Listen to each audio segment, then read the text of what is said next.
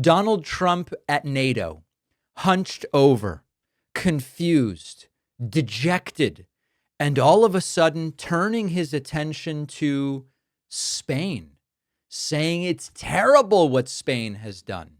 Do not adjust your screen. Do not be confused. This really is Donald Trump, disoriented and diminished, no idea what's going on, trying to make heads or tails out of it. Let's take a look at some of the statements that this is the president of the United States at NATO, such an important place. And this is the nonsense that is coming out of his mouth. Listen to this. A question on Spain. Are you satisfied with today? Oh, I think Spain's terrible what they've done. No, I do. They're the only country that won't pay the full up. They want to stay at 2%. I think it's terrible. And, they're doing very well. The economy is very well. And that economy could be blown right out of the water with something bad happening. Spain is the only country that... Are you from Spain? Yeah. Good, congratulations. You're the only country that is not paying. I don't know what the problem is. I think it's too bad. This is 10% funny. Like, listen, I get it. Are you from Spain? Oh, that's too bad. Like, I have a sense of humor, and this is Trump being unintentionally funny. There is something funny about it. But 90% of it is Trump thought at one point Spain was part of BRICS. Trump, I would be shocked if he knows a damn thing about Spain, like much of the things and countries that he talks about. And this is what happens when the president just doesn't know anything. And this is seen as a virtue. Not knowing anything has been molded and repackaged and squeezed into the container called I'm an outsider. Trump's ignorance has been reframed as an asset. This guy is not a political insider. And it got even worse with people in the crowd sort of snickering as another question about Spain came up. And Trump just hunched over and stumbling through non-answers that are just rambling. And people in the crowd realized, damn, none of this makes any sense. I wanted to know if You're where from? Spain, too. Ah. I wanted to know if you want to That's the Spain corner right there. Shouldn't have said that. That's okay. I do like Spain, by the way. I think it's unfair that they're not paying, but go ahead. Are you going to negotiate directly with Spain about... I'm going to negotiate directly with Spain. I'm going to do it myself. They're going to pay. They'll pay more money this way. You should tell them to go back and pay. You're a reporter? Tell them to go back. They ought to join all of those countries that are paying 5%. Spain's going to be just about the only one that's not. They were the most hostile toward doing it. It just doesn't make sense to me. Okay. So again, there is so much about politics that is what is the story that you can sell. And we see this and we go, oh my goodness, he's arguing with reporters. He's being rude to people. He's dismissive. He has this condescending, I know more about everything than you attitude. This is an embarrassment. This is not diplomacy. That's the view of many of us. And I'm there with you. Like 10% of it is funny. His attitude is sort of funny, but globally humiliating, of course. To MAGA, they love this shit. We really have to understand that one of the things we on the left sometimes fall for is we see something so pathetic and embarrassing, and we assume everybody's going to see it the way we do, and everybody's going to react the way we do, and they're going to realize this is terrible to have a president who behaves like this. If you look on Twitter, you look at the comments to some of these things, people go, damn right. Look at Trump finally standing up for the United States. He's not the president of Spain. He's saying Spain's got to pay. We love it. This is strong, Trump. This is what we voted for. This is fantastic.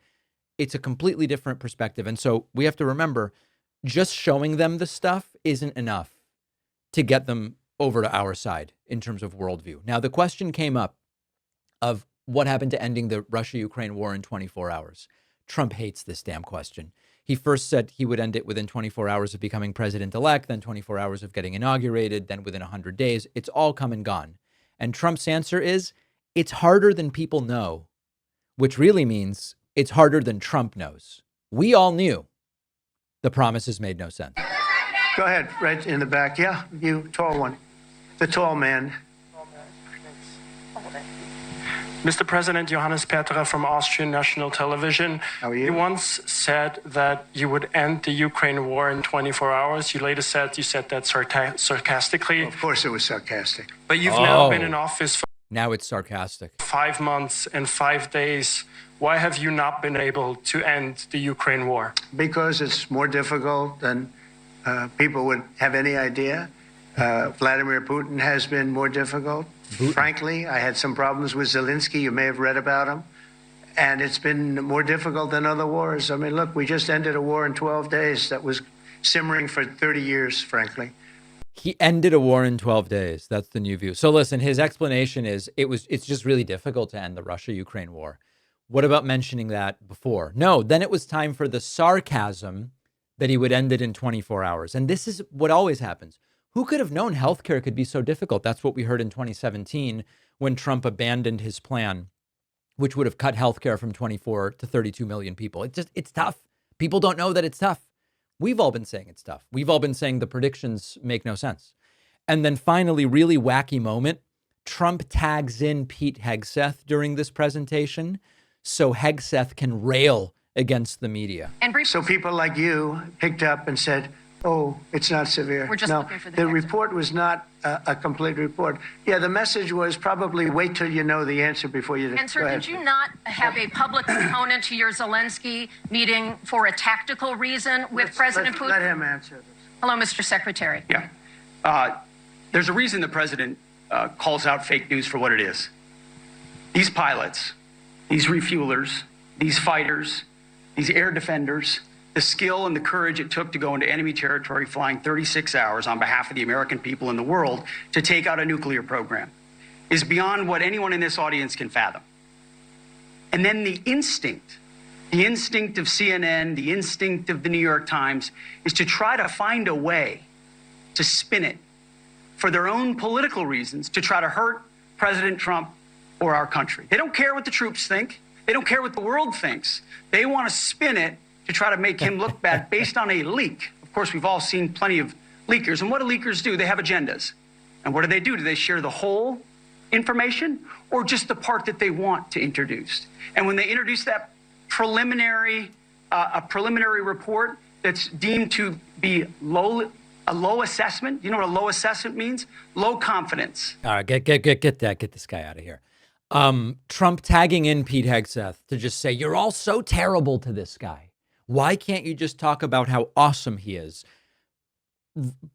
Put a pin in this, because we're going to get back to Pete Hegseth demanding with a straight face that the media produce pro-Trump propaganda, the likes of which would make North Korean news anchors blush about how outrageous and suck-uppy it is. So we're going to get back to that. Trump at NATO did not go well. This led to an all-night meltdown. Are you feeling stuck in your job? Many people are. And true career growth does require some strategic thinking, and that's where strawberry.me comes in. Our sponsor, strawberry.me, is a platform that will connect you with certified personal coaches specializing in career growth. If you're planning your next move, transitioning fields, if you want to lead more effectively, they can help. This is not therapy. This is not bogus generic advice. These are certified trained professionals who work with you to create a personalized plan that aligns with your goals and your values. You can clarify your challenges, build a strategy, and maybe most importantly, they'll hold you accountable every step of the way. So if you're ready for the next step, visit strawberry.me/Pacman. There's a short quiz. It'll match you with the right coach. Sessions are virtual, flexible, and also designed to work with your schedule. So stop guessing and start growing. Go to strawberry.me/Pacman to get started. And the link is in the description.